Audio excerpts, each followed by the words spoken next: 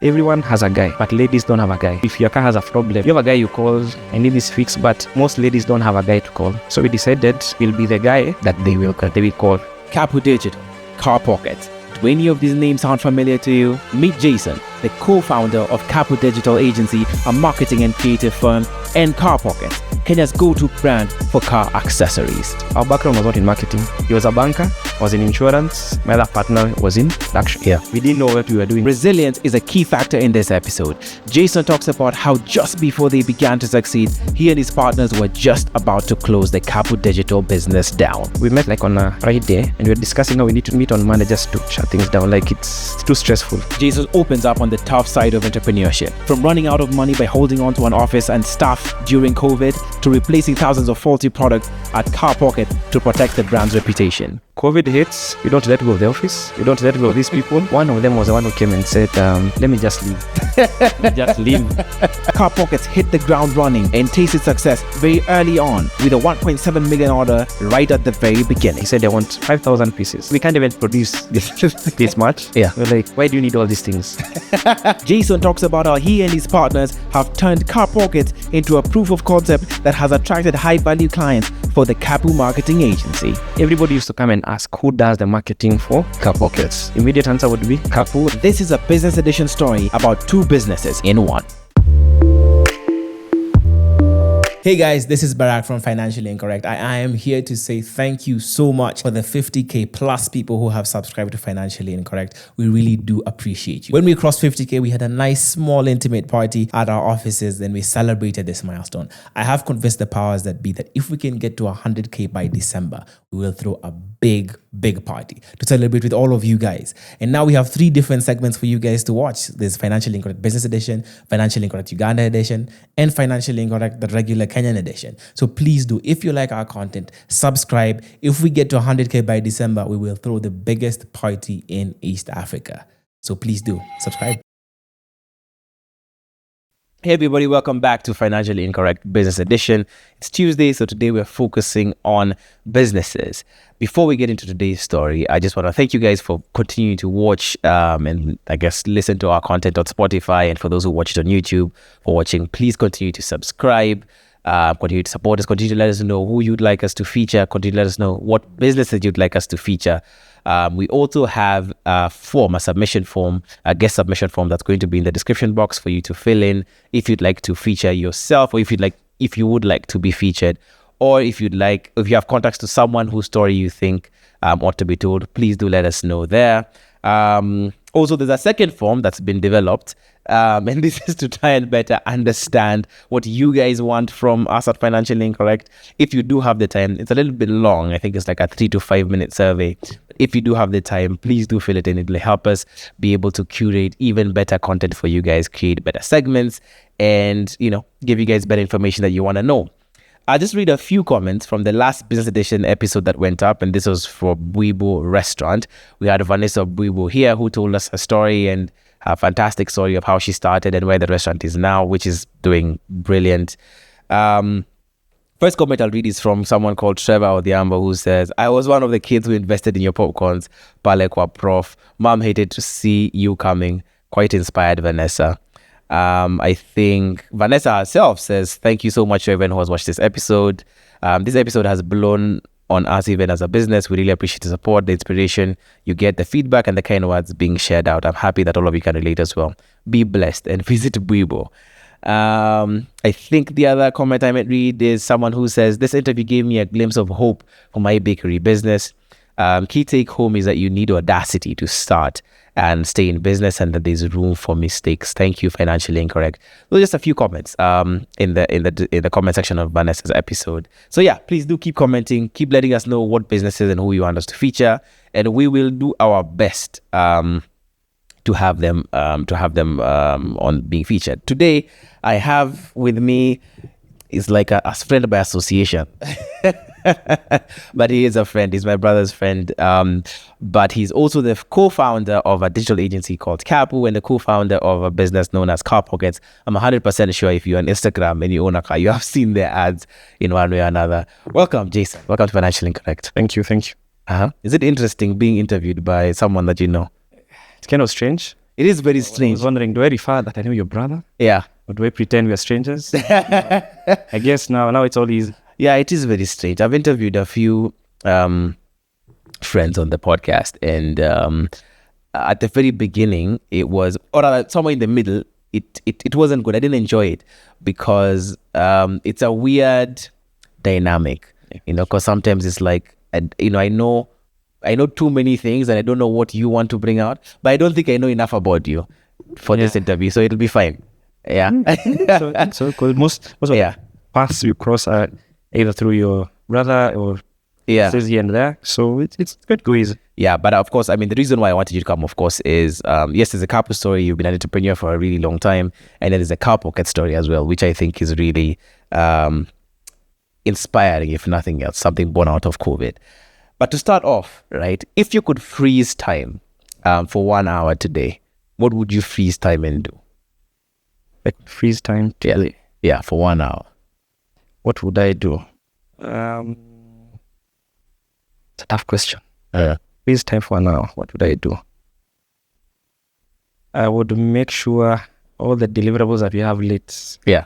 Internally. I've met. I buy time for my team. Yeah. So that you make sure at least the submissions are done in good time. That's what I do. Yeah. Yeah. I think that's a solid one. Colin, what would you do? Take a nap? Music. Listen to music for 1 hour. Yeah. Anyway, okay. That's just the answer. Okay. Getting into your story. What's money meant for you so far in your X years of living? Money has been a thing that takes me from point A to point B. I'm not very attached to money. As an individual, I believe money should be used and spent to take you from point A to B. So it's a means to an end. Yeah, that's how I think about it. Yeah, that's how maybe I've ended up being in business for a long time. Get cash here, try and do something else, invest in the same business, something new. So for me, it's a means to an end. Yeah. Did you make a conscious decision to be because you've been an entrepreneur for a long time? Yeah. Have you ever worked as an employee? Yeah, my background is in, the first job I had and the only one I had was in insurance. Yeah.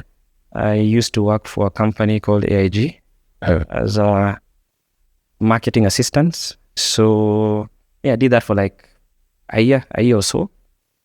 But yeah, that's the only job I've had apart from working for my mom. Yeah.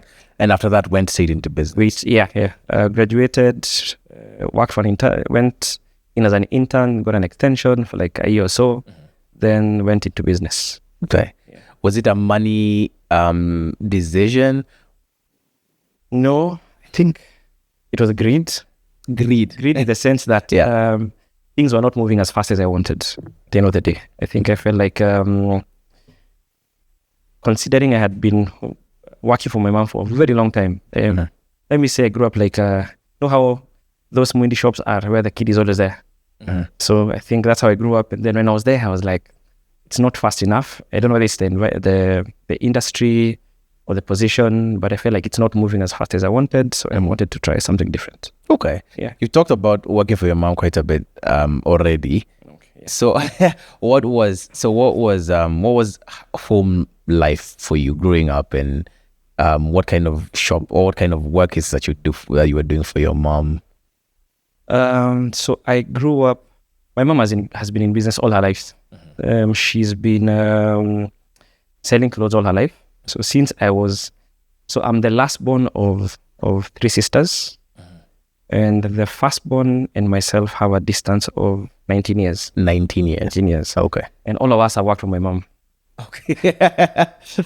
So what she used to do, she used to travel, like what business owners do now. They travel to different countries, bring in clothes. So started with traveling to just around Nairobi, then maybe Uganda, Tanzania. Then started traveling a lot, South Africa, and the States and the like. So when she traveled, all of us used to report, when you're not in school, you go to the shop, and you're there 9 to 6. So basically that's how we grew up. Everyone, like a shop attendant essentially. Yes, essentially you're trying to, because back then it was manual. write down the receipts, make sure the cash you collected tallies with the receipts you've written, then fill a ledger. And all of us grew up doing that. Yeah. Okay. Did she ever teach you directly about money, or were those the inadvertent lessons around money? Yeah. It wasn't deliberate. It was deliberate. I think it was just, you don't stay home so that you don't end up playing with other kids, maybe learn bad behaviors and stuff like that. So it wasn't deliberate for you to learn, but it was so that you are occupied throughout the day. Okay. Because I was also a very cheeky child. My sister used to call me Destroyer. So they needed to keep me occupied. Yeah, they called me Destroyer, but I think I was just curious. I was just curious, how do things work? How can you bake a cake? There's a time I baked a cake in like 5-6 glasses. They all broke. I was in trouble. I've tried to open the car with a stick. Locks got stuck. So I think predominantly was to keep me occupied. Okay. Yeah. So that's sort of what immediate childhood is like, right? The formative years. You keep working at it. Yep. How do you decide what to study at university? That was also not very deliberate, to be honest. When I finished my high school, I remember my dad told me, you decide what you want to do. Go visit in campuses in Nairobi, decide what you want to study, where you want to go. I went to JKUAT, then I went to USIU. Then I felt like USIU was a good fit. Went through the orientation. Then I just picked IBA, International Business Administration. Yeah, and I ended up studying USIU without a very clear idea of what I wanted. Yeah. But also, what I know was when I was younger, I wanted to be a chef as well. Just to cook a lot. Even today, I still cook a lot. So I had a recipe book. But after I went to high school, the people I used to see cooking did not represent, at that time, the career didn't look very lucrative. Right. Because when you're in high school, you'll see the cooks or you'll see different people who are cooking. Back in the day, it didn't look like a very good career. Right. So I decided, let me try something different. And that's how I ended up at USIU. Okay. Yeah. And so you do IBA with a major in marketing, I'm assuming. Yes. And that's how you land at the insurance. Yes, the internship. Right. Yes. Okay. Or that's how I ended up there. As it was the last semester, you're supposed to look for an internship, which essentially should, if you do well, maybe it'll become a job. Right. Yeah. Okay. Do you remember what you were being paid as an intern? Yeah, it was 15,000 actually. So for that year at AIG, that's essentially what you were making? No, it was 15,000 for the internship. Then I think it was bumped up to like 30, I don't remember very well. Yeah, around that. Not so much. Take home was like 20 something. At least right. I remember. That one you remember? I remember very well. Okay. I used to work a lot. It wasn't enough money to be very comfortable. Okay. Yeah. So you've said that your decision thereafter to get into business, entrepreneurship, was more from, you felt like where you were working, it wasn't moving quick enough. Your progression wasn't quick enough. Exactly. So it wasn't so much about the amount of money you were making. Of course, that's a motivator at the end of the day, if the cash wasn't sufficient. Because I remember when I graduated, then when I got that extension, I believed if I did my master's, the qualifications would be there. Then for some reason, I just wanted to grow as fast as possible. I did my master's immediately. Yeah. I think graduated 2013, then did my master's after my internship. Still had the same feeling. It's not as fast-paced as I wanted. So decided to try business. Okay. Yeah. So is that where Kapu is born? No. Kapu essentially was registered in 2017. Okay. But between 2015 to 17, when I was as the marketing officer, I was the liaison with the agency that was supporting the company. Right? Yes. And I could see, because it was transitioning from one brand to another. So, and I could see the POs, I could see the volume of work they're doing, I could see the payments. I got to sit at the agency, and I also had background in a bit of Photoshop. So I had an idea of what they're doing. And then I felt like, I don't think I'm on the right side of the line. Yeah. There's more money. There's more money on this other side. Yeah. And if I can position myself as a person who understands the creative tools and the person who has managed this kind of transition, maybe there's a space here. So that's how now I ended up leaving in 2015. And like the Kikuyu I am, because my name is Jason Dirangumbari. Actually, I registered a company called Jabari. So in Kikuyu fashion, it was Jabari Creative Studios. So essentially, it's just both names combined.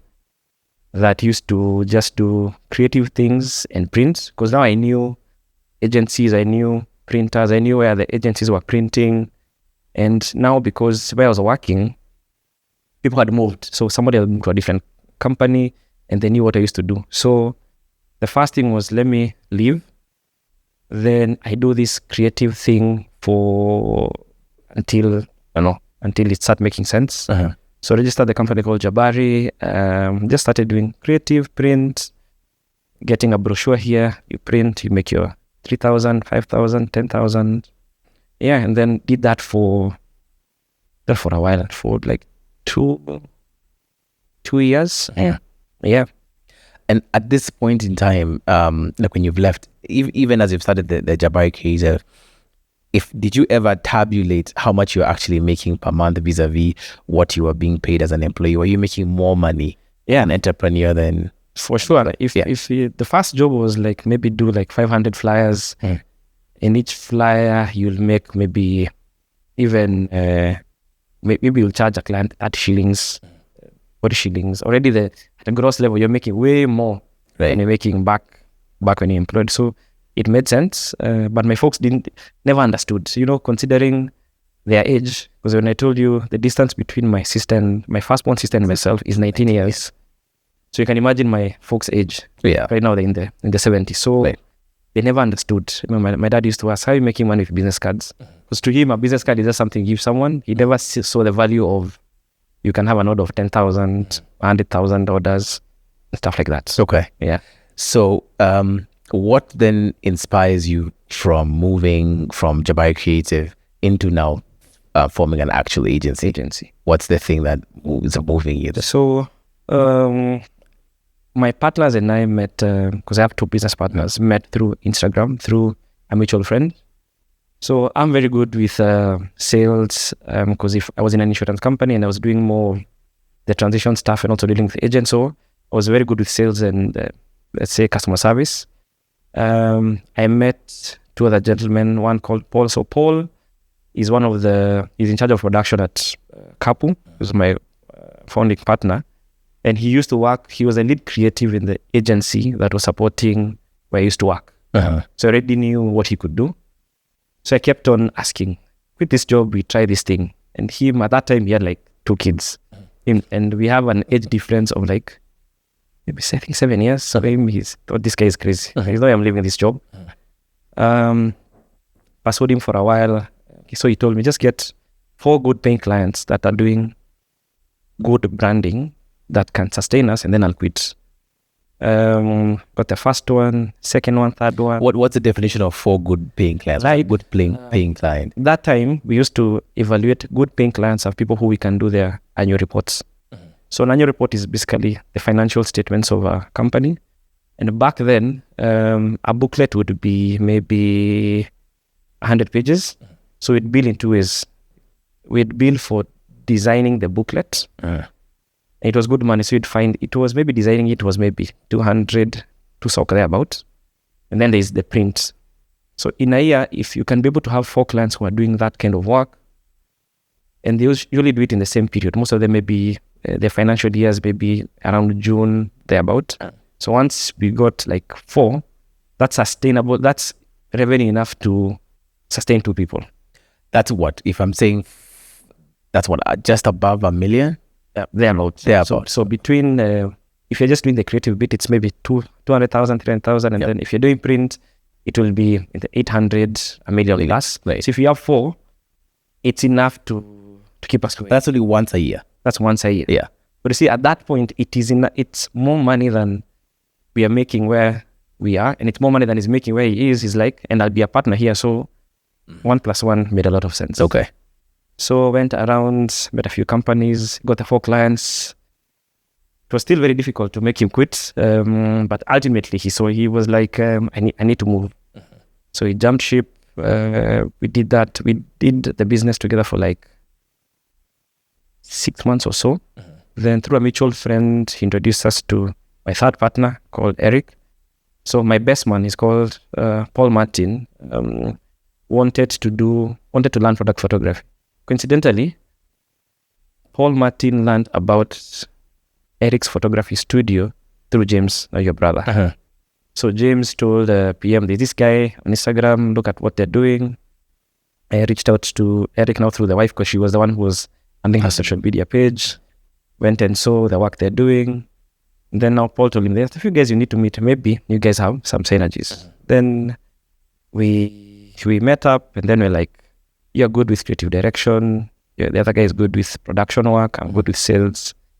Let's try this thing. Let's try and make it. And at that time, we were calling it an agency. We didn't even understand what an agency is because our backgrounds, if you look at our creative director's background before he started doing creative, was a loan officer. A loan officer. Banking. Yeah, he used to do banking. Right. Equity. Paul is the only one who's a trained creative. My background is in insurance. So we are just three guys who know nothing about very basic marketing. Right. But we were like, let's try it out. Yeah. So we registered the outfit in 2017. Yeah, and now we're almost 10 years. 10 years. Okay. Yeah. So in 2017, when you're starting your starting point is you have 4 good clients, and good clients at that point are you're printing, you're doing the annual reports for these four companies. Yeah. Okay. So what's the next at that point in time when you start, what do you decide to pay yourselves from this money that's coming from these 4 good clients, and how do you sustain yourselves for that first year? So we did the cardinal sin that we usually talk about. We usually say in the office, things don't go wrong, they start wrong. So the first thing we started wrong is we got an office, we got desks. So first we moved to an office. I think we were paying around 35,000. Then we got a referral for a competitor who said, I can make affordable desks for you. Then came and made those desks, the ones that are stuck on the wall. Yes. And the unfortunate truth is that the desks were too high. So we used to sit like both guy. Yeah. And we told him there's an issue here. He told us, can't do anything. Just let's do a wooden on the floor to raise the floor. So this guy's a joker. So yeah. So we had bad desks. We had an office. So we expanded. So at that time, also Eric came with some clients. At that time we had gotten a few other clients, but it wasn't enough now to sustain the business because now we have overheads, we have rent. We had not done proper projections. We didn't understand basic finances, a proper P&L. We didn't have a runway. So immediately we started, we could not even afford to pay ourselves because at that time now, print had started dying down because now the files were now soft copy, PDF, send on email and stuff like that. So the work was in the designing, not in the print. Exactly. And the margins for the designing are a lot smaller. Yeah. And then now you're competing with people who are charging less. Right. So from immediately we started, salaries went almost, I think we paid ourselves like 20 Gs or 10 Gs for a while. A while. Yeah. Yeah. So it was rough. It was rough at the beginning. Yeah. Yeah. It was rough. So in this rough period, let's say a year or whatever that period is, what are the things that what's keeping you guys going to the office? Because I mean, paying yourselves 10, 20,000, that's barely enough. And then you've talked about your other partner who had children, essentially people to, dependents to take care of. So what are the things that you guys are discussing at your... The wrong mistakes of you charge VAT before you do this, you've eaten this, you've done... Like even before you got the job done, we'd have to pay our bills. Then we figured out how to get the job done. Like it was just a series of mistakes after mistakes after mistakes, just to pay our bills. Basically, we're just trying to figure out how to pay our bills. I had to move in with now 2 other guys because I was living in a 1-bedroom house. Now you had to live 3 people. So my best man, myself, and my friend called Emmanuel, just to make sure things are fitting. So everyone just figured how to make things work. Yeah. them, they were married. I don't know what arrangement they had with their spouses, but they just made it work. On my end, I just had to get roommates. Yeah. And, actually, we lived together for a year. A year just to make things work. That was from 2016 all the way to almost 2018. Okay. Yeah. What's the mistake that then gets you guys on the right path? Do you remember what's the last mistake where you're like, okay, we can't be doing this anymore? When there's a client there's a client we give too much leeway. The client says, I'll pay you, come for the check today. And that's like the check we need to cater to the bills. So the cardinal mistake we did was we gave clients too much time to the point now where we can't cancel the client, or you're so desperate for them not to go because they owe you money. So then the first time, so when we collected the check. Do you remember what the check? Yeah, it was for like 260K or something. Because now that was the last client we had, and the check bounced. Then we were like, how did we get here? So we decided to go back to the client without notice. We just sat at the boardroom and like, we're not leaving without our money. So they give us the check.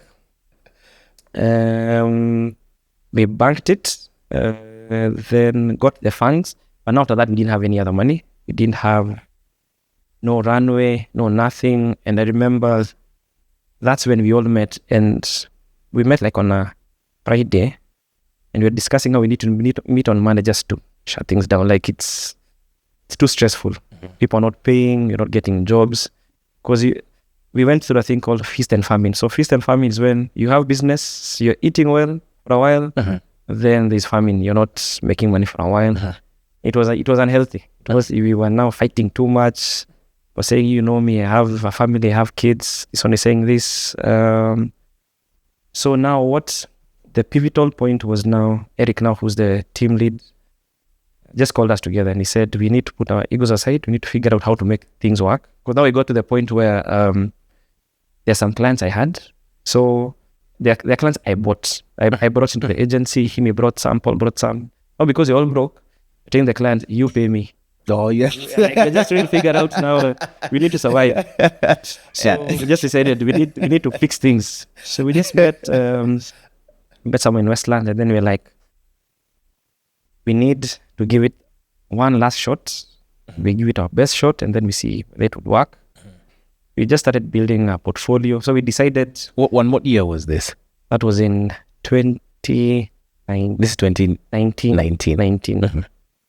We need to build a portfolio. We need to do this. So we started building a portfolio, posting on LinkedIn. Now, because individually had very strong creative profiles, we combine them as one so that now it's not scattered everywhere. It's not me, I have this, you have this. So we decided the individual companies must die. That means there is nothing that will separate us. Hold on. So up until this point, so there was Kapu that existed, yes, but you still had your agency or your business, exactly, and they still had I see. Yeah, so we created a company, yes, but we never shut down the other individual businesses. Right. So that was the justification for you telling someone you pay me as opposed to paying exactly Kapu because my business is still okay. Exactly. So that's why I'm saying things need to go wrong. They started wrong. The first thing we should have done was wound up all those companies, came into this joint venture.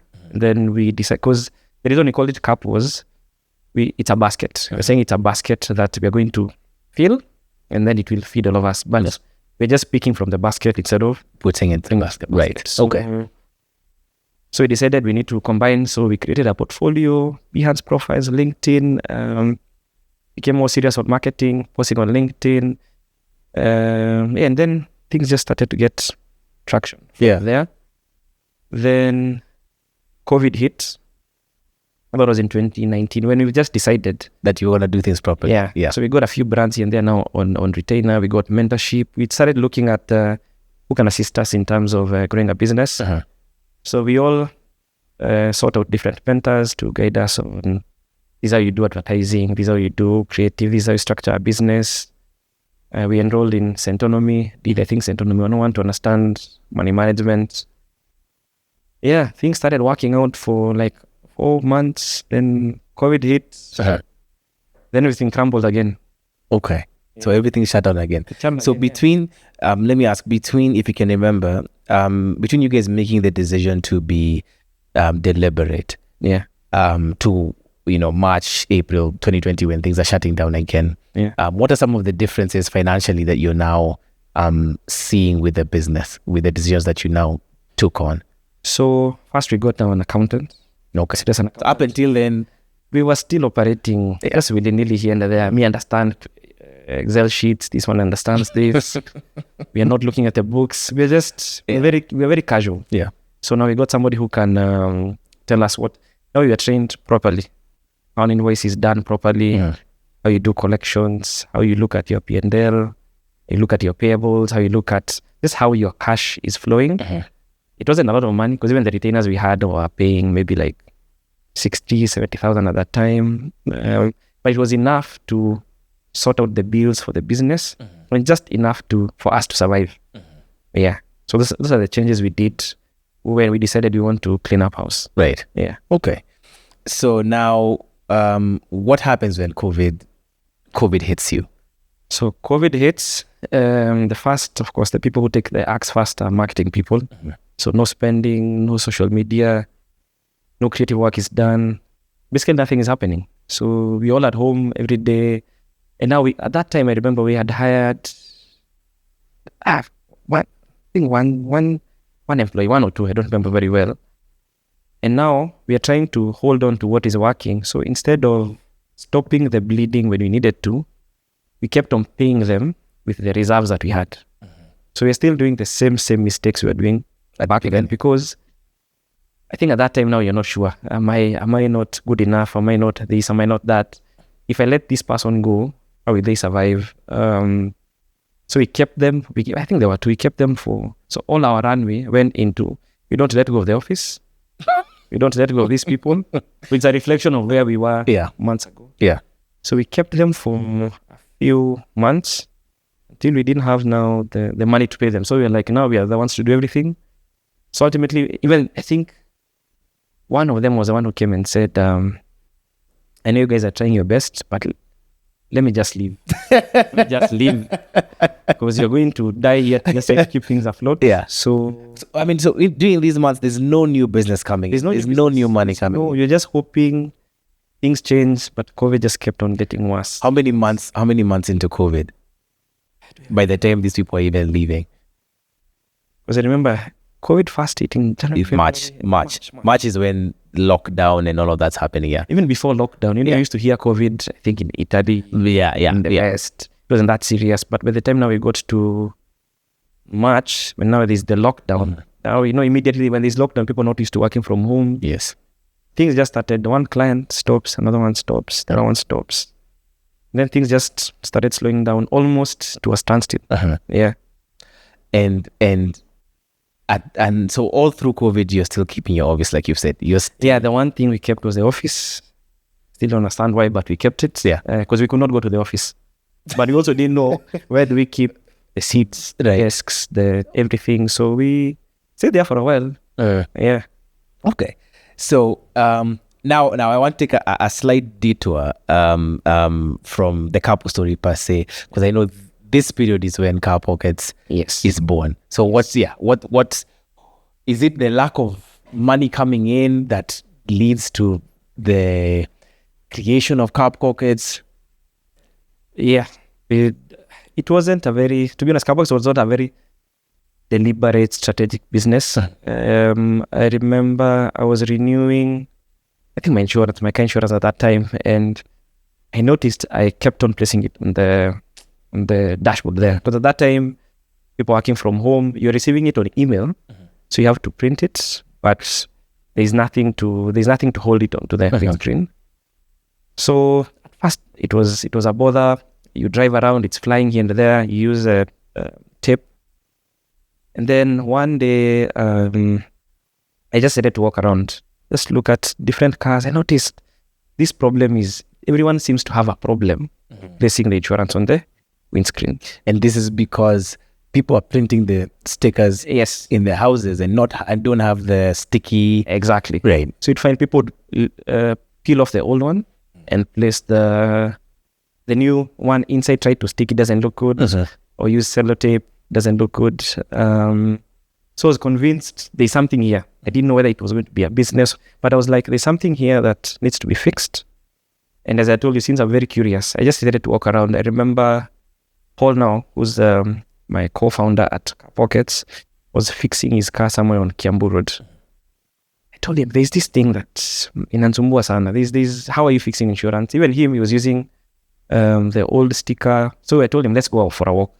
So we went around looking at just different cars, and they all had the same problems. Either they've not removed the old one, or their insurance, they have removed the old one, used that sticker and sticker it somewhere on the dashboard.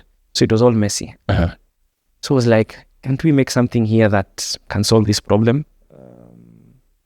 We didn't have a name. We just knew there was a problem that we needed to fix. Yeah, but even for him, he was still I don't understand what you're talking about, because at the end of the day, their stickers do these things, but I knew people could not access the stickers. So we decided, what can we make that can... So he has a printing background, so he understands production. So we removed the sticker, we started just sticking things together. Then we're like, see, you can make a pouch. We're calling it a pouch at that time, that somebody can put their insurance. When you use your own sticker and sellotape, it's possible to create something. But now we didn't know, is it a reality? Is it something that we can be able to do? So we went, we just started Googling online. We saw different, they were not called Kapu, they were called what? Just things that other companies, like when you buy a new, I think BMW, I know it's the same case now, a long time ago, it used to come with a manual. A manual you can put on your windscreen somewhere, on the windscreen. So we're like, we need something like this, but it needs to have a slit to put the insurance. So we were looking now for somebody who can be able to melt two plastic PVC materials that you can be able to put insurance. Whatever through. Yeah. The windscreen, yeah. So we just went around, went to Kariako, went to Kariobangi, looking for people who do PVC. This will make... Yeah. You've seen this... there are these sort files. I don't know what they're called. So just looking the plastic ones. Yes. Yeah. So we came across... then as we were looking for that solution, we looked at the old driving license pouches. The red ones. Everyone has them, but where do they come from? But no one, even hawkers, don't seem to know where those... You all know, we have all seen them, but never knew where they came from. So we just walked around town. Somebody told us, you need to go to Kariako. There's an old Muindi who makes those things. So you've seen even banks, Kitambo used to do those check covers. There's a guy who used to make them for almost all companies, from the luggage tags, and he was like 70-something guy. So he told me, we have this concept. We want you to try and make a sample for us. So we made a sample. At that time, we used to cut with the knife to make it a pouch, and it seemed like it would work. So at that time, it was still a concept. Went to, as a pilot, let's go to insurance companies to see if it's something they'd be interested in. Because since I knew I have background in insurance, I knew quite a number of people in insurance companies, and I thought they will definitely buy this there. Yeah. But when I went, I remember I think I went to almost all insurance companies. They were like, no, we pay... Already my solution was going to be more expensive for them. Yes, at the end of the day, because those stickers maybe are like 2 bob, but they print in bulk. At that time, the projection was that thing was going to cost maybe like 70 bob, 80 bob. So I went around, they never liked the idea, they declined it. We did proposals, I do so many concepts, but... And what's even in your pitch, when you're pitching this, what's the solution you're pitching to them that they're declining? Because it's obviously not based on a cost analysis, because yours is so much more expensive than a sticker. So what's the value proposition you're telling? The value proposition at that time was like, I was telling them, now this is a permanent billboard for your brand. Like once you put your logo on the screen, you'll never have recurring printing costs. So this customer you'll never need another insurance whole thing. Right.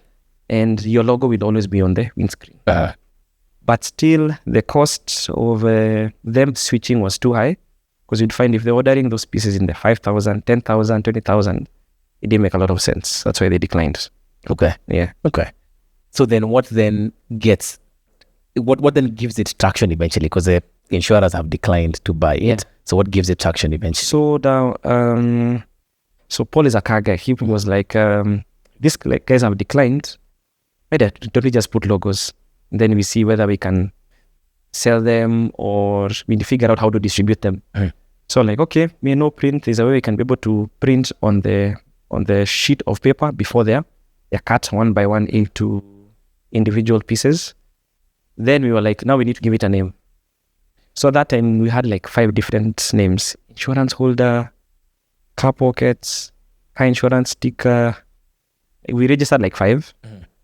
Then the one that was approved was Kapu.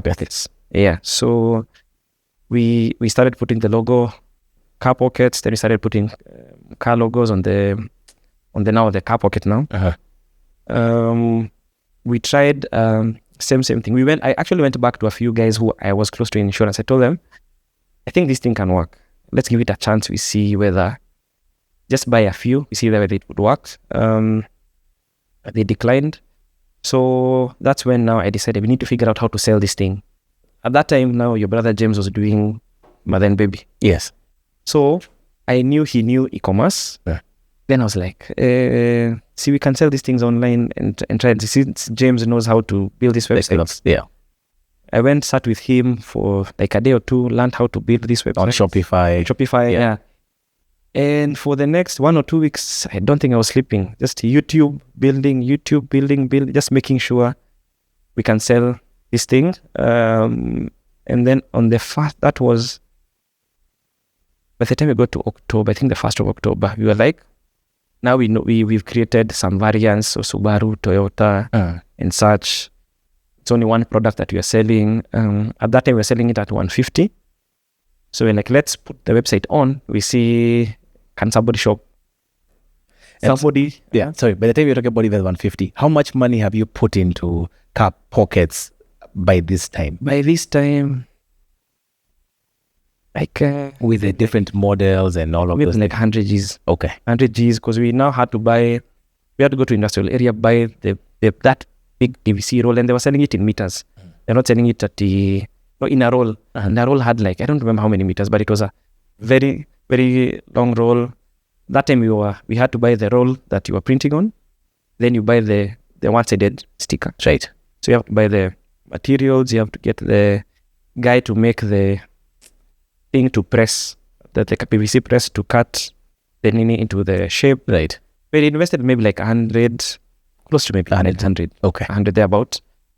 Yeah, so we switch on the website and randomly somebody just buys. Some guy, I think somewhere along Westlands. And then we're like, now what do we do? Because we're not anticipating an order. Yeah. So immediately we switched off the website. Now called the guy and then like, oh yes, so he said he bought it because he had seen something like this in the UK. It's somebody who had worked abroad and he was looking for something here to sort out his insurance problems. So yeah, got a rider. We had not even figured out delivery costs and all those things. Got a rider to go deliver.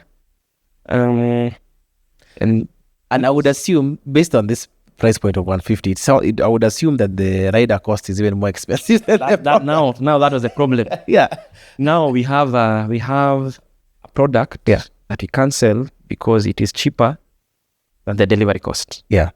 Because at that time, when we did our, so again, very, very basic math, we're like, if we sell it at 150, we are not factored in the money we've put in, we've not factored in so many other things because we're trying to pilot the thing. So the guy bought it, we delivered, but we realized there's a problem because I think the delivery was like 200. So the rider is even making more money than we're making. So we realized there's a problem with the cost. So we actually now got an accountant, a full-time accountant, to come and sit and now look at what we are doing, advise on a good price, on a price that we can be able to sell it. So at that time, I think we started at 350. I think 350. Yeah, I think 350 a piece. We switched on the website, and now coincidentally, people just started. This without any marketing, without anything.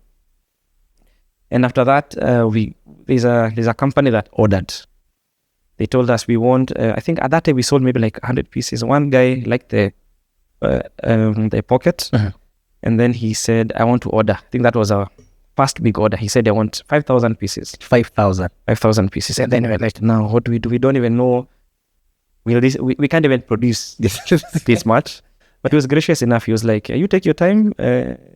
I'll give you like 2-3 weeks. You figure it out, and then deliver the items to me." Question: you guys said you put on the website or start October 1st. Yes. These 5,000 pieces. When is this guy ordering for these 5,000 pieces? It was, I think, towards the end of October. Towards the end of October. Yes.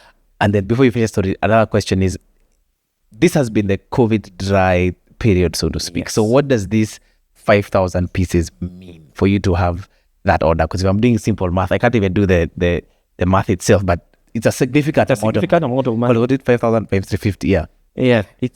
Times 350. 350. Yeah.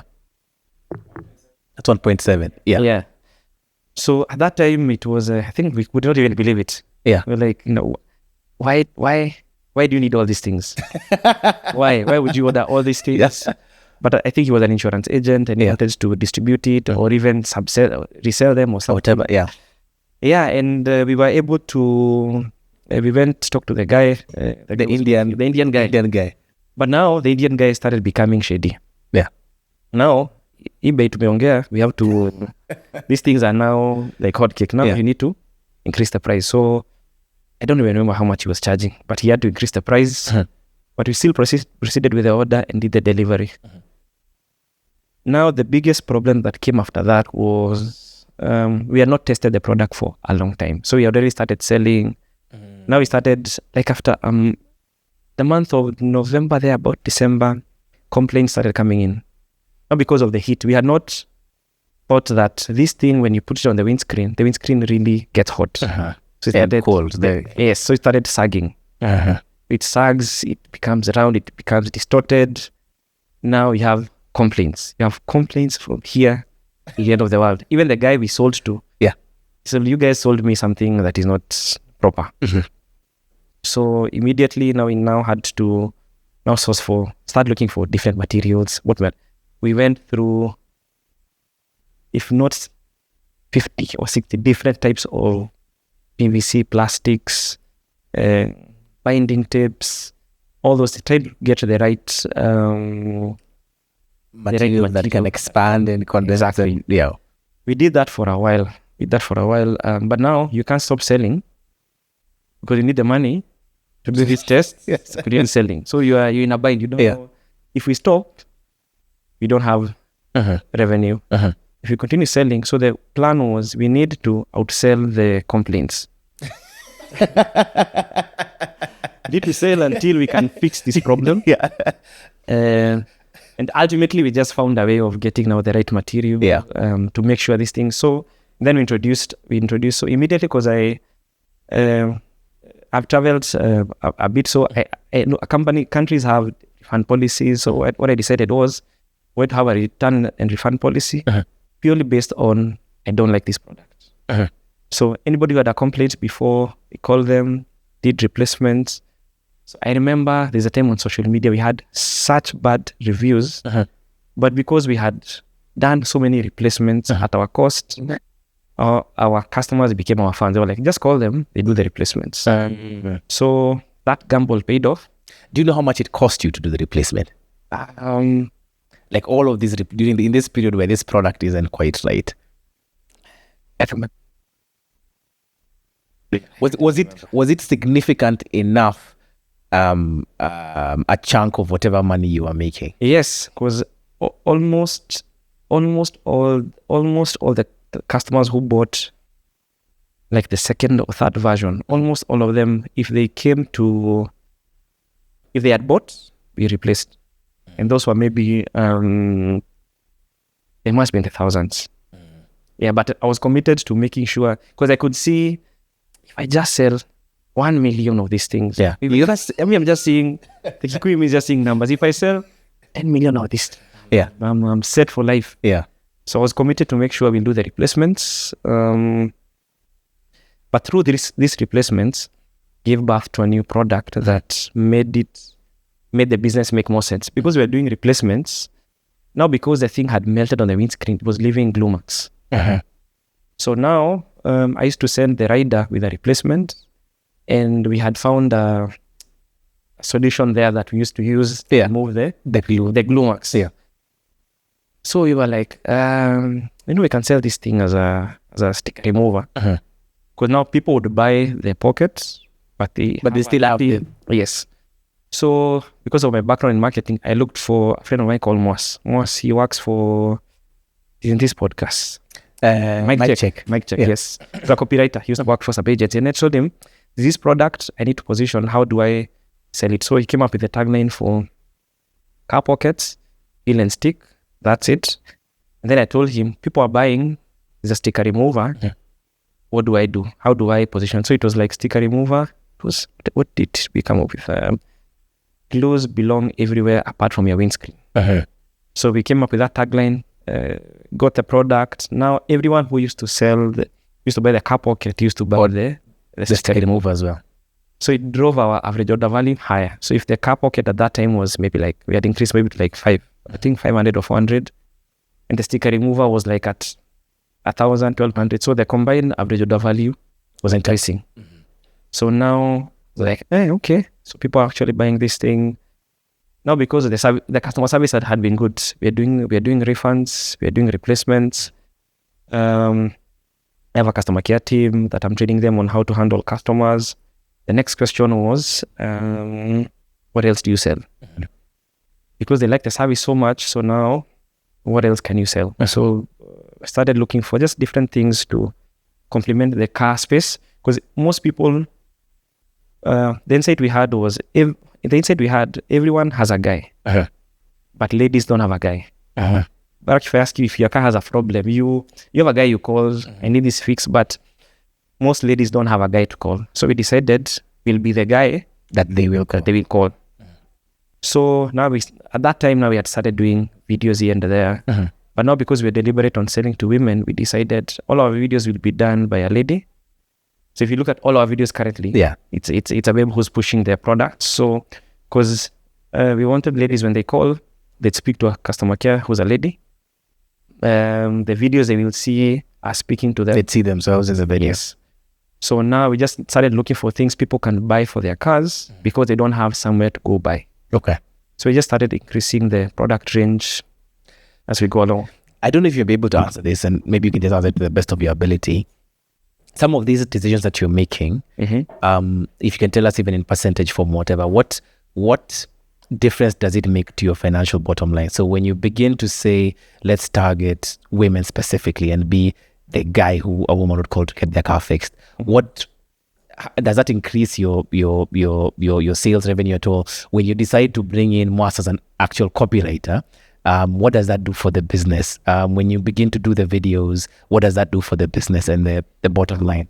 So it comes to e-commerce now, because now I understand it. At that time, I don't think I understood what I was doing, but I just had a gut feeling. You look at the total addressable market for a certain product that you're selling. So our target audience was primarily people who have cars. So you'll have a certain number, people who have cars in the country. Then you'll go down to most people are in Nairobi.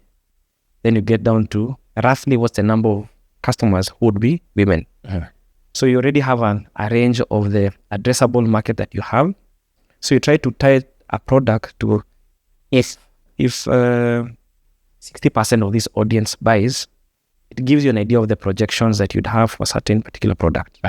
So that's the kind of math I used to do. So I was like, something as basic as a phone hole. I'm like, how many people have a car? How many need a phone holder? So you extrapolate based on that, and then you have a range as to how you can sell the product. Then now you just come up with now, because I have an understanding of how marketing works, social media, because of the background in marketing. Now we knew how to structure videos. It was simple. The hook is the problem you have, the product and the solution, and then the call to action would be order or make a phone call or whatever the case. Right. Yeah. Okay. What does that do for the actual finance, the actual money that you're making? Yeah. It's growing at that time because the business is not funded, so it's out of pocket. So the revenue is growing, but it's limited because it's like a shop. So the money you're making, you're investing it back into buying inventory. So the revenue is growing. I don't even remember the numbers very well. Maybe we started doing like $1 million a month. No, we didn't even start with $1 million. I don't remember exactly what we started, but it started growing. If I was to extrapolate in a year, maybe started with like 500,000, then went to 800, $1 million, and so on and so forth. So with every product you bring, the revenue grows, because if you start with a product that sells at 350, and then you have a product you're selling at 5,000, so your average order value is growing because people are spending more. So the whole point is trying to make sure the average order value is growing, and you're still selling to more and more customers. Okay. Yes. Has that been, because I've had you say this average order value a couple of times, has that been the biggest tip or thing that you guys have implemented to increase the revenues that Car Pockets generates, trying to increase your average order value as opposed to increasing number of orders? So after I discovered the more orders you have, the more logistics challenges you have. So how we usually try to grow the business is in two ways. When you enter a marketing funnel, for example, you've bought, right? So the next thing is how do we make sure you are a repeat customer? So you divide it into new customers and retargeting the existing customers. So we make sure the orders are growing in terms of, we always have new customers in the funnel, and we have existing customers who are buying the new things that you're bringing. So you have a remarketing strategy to make sure the orders are growing either with new customers or existing customers. Okay. Yeah. Have you ever, for Car Pocket specifically, have you gotten to the point where you've either needed facilities or worked or wanted any facilities to facilitate your growth in any way, sort of form? No, but we are at that stage now where we feel like to get to the next level, we need to figure out facility or a partner so that we can take the business to the next level. Because when you're dealing with inventory, and you have to make sure you have inventory, you have to make sure you have money for marketing. So trying to bridge that gap is really very difficult when you're self-funding the business. Because you need to have a warehouse where you're storing the goods. You need like a storefront where you are selling the things you're selling. So by the time this one is out of stock, you need to have ordered from where you're ordering. So there's a whole cycle there that with the cash flows that you have as an individual can get a bit strained.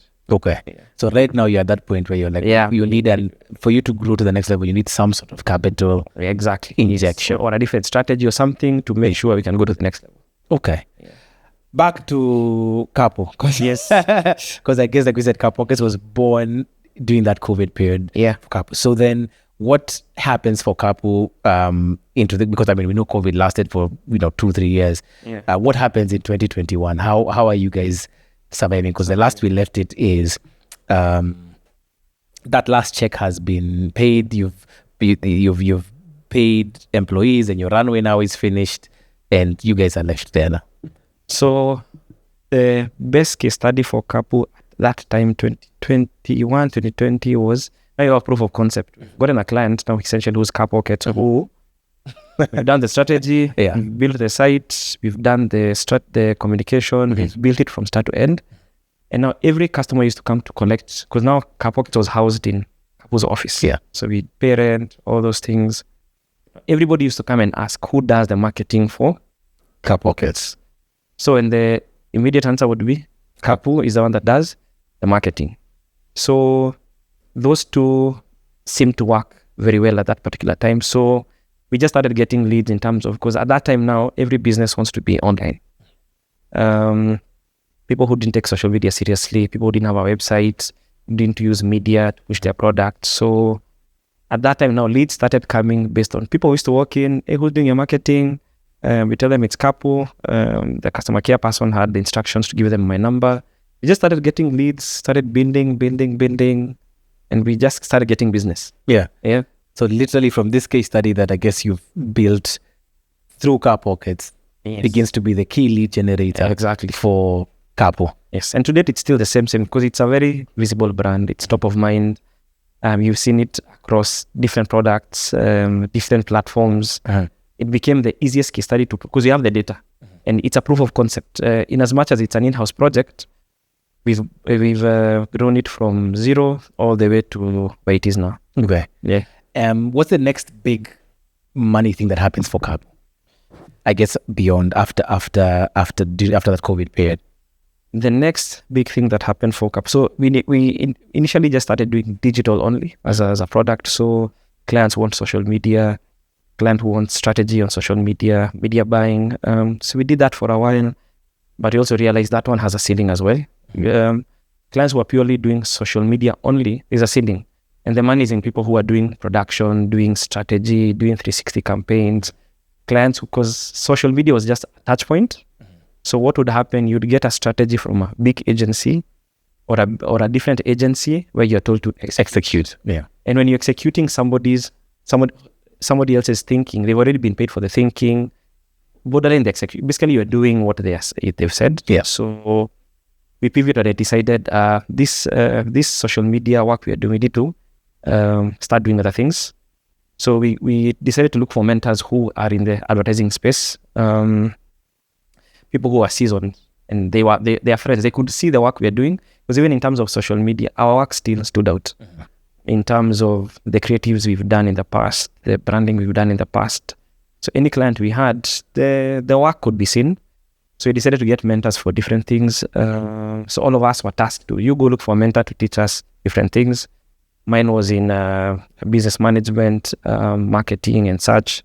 So I got a mentor, he's called Ronnie. Ronnie owns a catering business called The Gastronom. And he's done all the big movies you can think of, Sense8, all those things, does for embassies.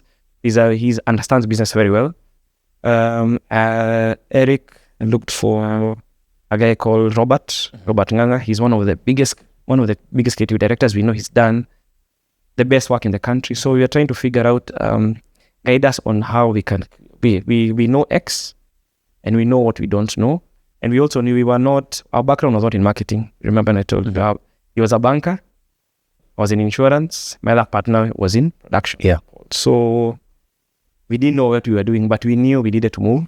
And then they started mentoring us on how to craft products, how to do campaigns, how to basically do a 360 kind of strategy.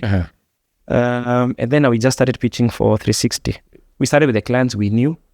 And then we were like, I think we can be able, since you give your big agency to do the creative thinking, give us a chance. Let's try and do the thinking, with the strategy.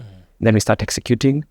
And they give us the chance, and now we do campaigns. Do you remember the first 360, the first pitch you made for a 360 campaign that you got? Yes, it's that was for Dairyland. That was for the vegan launch, the vegan ice cream. That was our first, I'd say, 360 that had out of home, that had digital, that had influencers, had everything to do with a 360 strategy. Yeah, that was the first one. Okay, and what difference does that make for your P&L, for your financials? The numbers start looking good. Yeah, the numbers start looking good because now you'd be paid, say, for example, for the thinking, for the execution. You get agency fees for things. If you're managing influencers, you'll make agency fees. If there's production, such as photography and video, we'll bill for that. Like, there's so many other touch points. If you're going to do a TVC or a radio ad, or even look for partners like this podcast to sponsor. So you start making a lot more for very many things.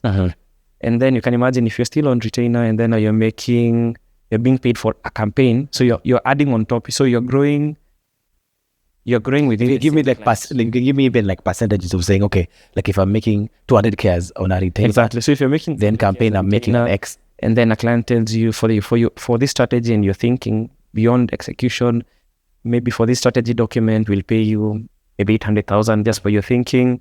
And then in terms of execution, you might execute on digital, you bill for that because you need resources to do that. If it's a TVC, you need to look for talent, do the scripts, do the mood boards, you bill for that. And usually those are in the millions. Then you get to looking for billboard spots. You get out of home partners who give you spaces. You charge agency fees. So it moves very quickly from this 200, 300K to a few millions. Yeah. Yes. Okay. So there's a significant change in how campaigns, you bill for campaigns and how you bill for a retainer, basically. Yeah. Okay. So now I guess as you get into the season and actually I want to ask you another thing, because this I know because of, I guess, what I'd seen, the amount of mock campaigns or mock products you guys would put out on LinkedIn and on your social media. Did that have any did you get a lot of clients based on the mock stuff that you guys were doing? No, but we got the credibility. We got the credibility in terms of, you've seen your work. Actually, what made us start posting more, when there's a day I went to Sarit, I think Adele Onyango was speaking at a certain forum to musicians, and he was saying, keep on putting out good music because there's always somebody watching. And that stuck with us. So we were like, we don't know people in marketing, we don't know people in agency, so we'll just put out as much work as we can do. We'll collaborate with as many people as we can just to show we can actually do this job. And ultimately, by the time now they started seeing the real world jobs we were doing, credibility had been built. Because if you were to search us online, that even now you would see whether it's a Behance portfolio, an in-house project that we've done, and considering we were not trained marketers, the kind of campaigns and the content we do even now is not the usual campaigns we do. So if you look at the content we do for all the brands that we manage, it's different. Let me just say that. Yeah. Okay. So, I mean, and I guess we'll get into our mark. But I guess when you now started making this proper agency money, what are the money things that you're doing to ensure that the mistakes of the past don't, repeat themselves? So, one, as I said, hire correctly, get the right team. So we make sure we have the right team. And through this, now we have a HR team that handles all our HR needs. We have mentors who guide us on what to do, what not to do. Well, like after here, there's a meeting I'm going for, and it's a mentor meeting just to understand this is where we are. These are the things we need to do. So we've gotten partners who guide us for the right reasons when it comes to different facets of the business: legal, finance, business management. And then now we also created processes. So the reason why, so I keep on saying Kapockets and Kapu seem like, from the outside, it looks like these guys just come online and just sell a product or this. So we built a system that has documented all our processes. If you come to the office and ask any of the businesses, either Kapockets or Kapu, and ask somebody, how do you receive a guest? There's an SOP on maybe, how do you receive a guest? There's an SOP on how to respond on a text. There's an SOP for how to onboard a client. So we have a system that has documented processes from start to end, from fulfillment to anything you can think of. Because we usually say we want to experience a problem once. As soon as it is experienced, we create a process. So immediately when something goes wrong, we don't blame the team. The first thing we ask is, do we have a process for this? If we don't, who comes up with the process? We do it, we train it, and then so that now we keep on moving as fast as we can. Okay. What are the best financial memories you have this is for both business, for Kapu and for Kapocket? Happiest financial memory? Happiest financial memory. For Kapu, I think it's starting to bill for the campaigns. Because that was significant. That was enough for us to make We start billing in the millions. We start making a few moves. For Kapockets, I think that the first order was a... Like the fast order, not the 5,000 order, the fast order that somebody is willing to buy something that is not marketed, something we're not even sure about. I think that for me, it validated why we need to keep on building that business. Okay. Yeah. And then the opposite of that question, what are the, I guess, saddest financial memories for both of these companies again? Saddest one for Kapu, I remember vividly. We had been hacked. Our client's account had been hacked. Hacked, yeah. And somebody decided to run media and spend a couple of millions. So we owed. Basically, we were in debt for. We had to pay back the clients. We had to get a facility. It was just stressful because you've lost money that you never get back. Oh, wait, no, okay, just finish the story, then I'll ask my question. Yeah, so it's basically it's just using public Wi-Fi. Yeah, you just log in and you are hacked, and then somebody spends. you said that. Colin sat up. Are you using public Wi-Fi? Even though I had people say don't log into your bank account with the public Wi-Fi. Yeah. So we lost money, but we were able to recover it. I think. What other bad do we? Tell me about that, because you talked about even having to go to a facility. So someone hacks your account. Yes. Spends money. They come and say, so you hack my account. Then you say, I want to run an ad that drives traffic to your website, and I want to spend $1 million a day. To the hacker's website? Yes. So, and then you know how these social media platforms they are built to mint money. Yes. So immediately that started, the money starts spending. Then they put a rule that, because I think hackers know what will happen. So say when you're hacked, they tell you switch off the ad, don't delete it because it will be used in the investigation. So they create a custom rule that says once this ad is switched off, Kenyan time 2 a.m. switch it on. So it goes back on and again. So by the time you check, the money you had in the account is finished. And you have to fix the job. So we had good partners who helped us to sort out that problem. Yeah. So even as you're getting a facility from whatever you're getting a facility from, what are you telling them? Is it a bank? Now, is it a bank? Yeah. Yes. Considering now we've been in business for a while, now we can be able to negotiate for at least a facility. Okay. Just to make sure we can clean up. But at least we were forthright, told the clients this thing happened. Because there's nothing as bad as hiding and then people discover it's not good. It's not, you'll be out of integrity. Yeah. So this thing happened, give us time to sort it out. And they were graceful enough to give us time to fix it. And we fixed it and we were able to bounce back. Okay. So you put the money back in the account for the client and paid back the facility. The facility to Kazana Nayansas. Okay. That is public Wi-Fi. Yeah. That's the lesson. Don't forget, even the team in the office knows when they go somewhere, you'd rather hotspot, we'd rather even buy data. You don't have data. But do not get on public Wi-Fi. Public Wi-Fi. And in terms of the hacking, has it been solved? Did you report it? Get out. So, what do you mean by solved? Money was lost. No, I mean in terms of finding who hacked and all of those things. And you do, but even when you lodge those claims, nothing really happens. Yeah. I tell you, it's being escalated. It's been years. Just bury that thing. You make sure you have two-factor authentication. You reset passwords. You try to make sure businesses are verified. You just make sure any checkbox. You know, they give you an FAQ when you're setting up Facebook. Now you actually read it just to make sure you understand all those things that you need 2 or 3 factors. You create them. Yeah. Just have multiple levels of. Yeah. So now we ended up having now SOPs for recovering accounts. The beauty of it is at least we learned how to recover accounts. You learn how to recover passwords. You learn how to create the process now so that thing never happens again. It may happen. Yeah. It still happens, but in the nature of, we're in digital space, that thing will always happen. You will always find a loose bot. Yes, somewhere doing something funny. But at least now we're able to sort things out very quickly. Okay. Yeah. Any other? Car pockets was those the complaints. Those ones were a killer. Those ones were quite a number, and it was a stretch just to make sure the business works. That was a stretch. If you had to give me a figure or even a range in replacing those, how much do you think you could spend?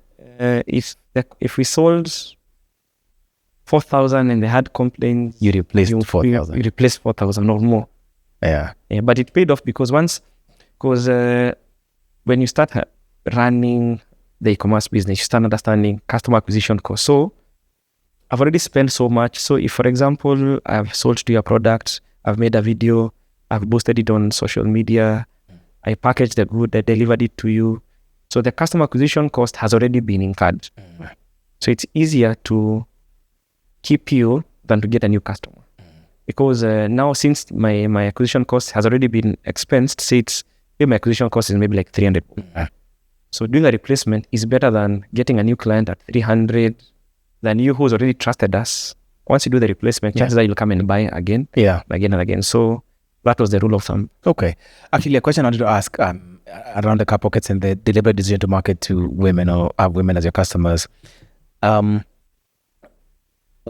maybe it may be hard for you to answer this question, but what benefit do you think there's been with targeting women as opposed to targeting men? Yeah, for and the ability to make money. Yeah, for you guys. So I think that the insight I had at that time was, as a guy, for me it doesn't matter who's selling. Doesn't matter if it's a guy, if it's a chick who's selling. I know what I want. I'm going to buy it. And when we did our personas, I told the team, the statement I wrote was, our customers have been beat before and they believe we are dogs. So basically, because at that time, somebody had been conned somewhere. So, yeah. You've been to whatever. Yeah, I mean, I've bought a phone holder that didn't hold. Exactly. Yeah. So since we knew there's very low trust with people, with guys, we knew if you don't trust, you'll come and confirm. With ladies, it was harder because they don't come to a shop that they don't understand car accessories, all those things. So we deliberately chose to target women because at the end of the day, men will still buy. And also women to solve that problem of they don't know. And they don't want to get into that. They don't want to get into that business of, because at that time you had to either buy in traffic, go to downtown. If you're fortunate enough to be seeing someone or married, you'll sort it out. If you're single, you're in problems. So that's why it was very deliberate. Okay. Yeah. For car pockets, what's the most from sitting on the outside?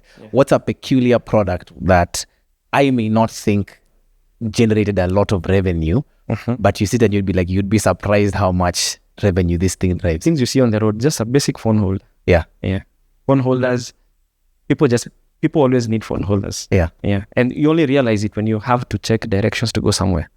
That's the most basic thing that is sold. How many phone holders have you guys sold? I have to check. Since we started, the number of orders we've done in total, we've done over maybe 30 or 40,000 orders since we started. That's crazy. That's crazy. But in terms of actually the phone holders, I wouldn't know. I'm sure they're in the thousands. Yeah. They must be in the thousands, yes. Okay.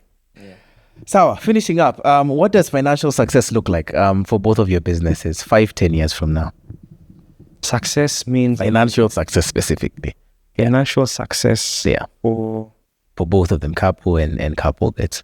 For me or for the business? For the business. This is the business edition. So this is for the business. What the question was, what does financial success look like for the business?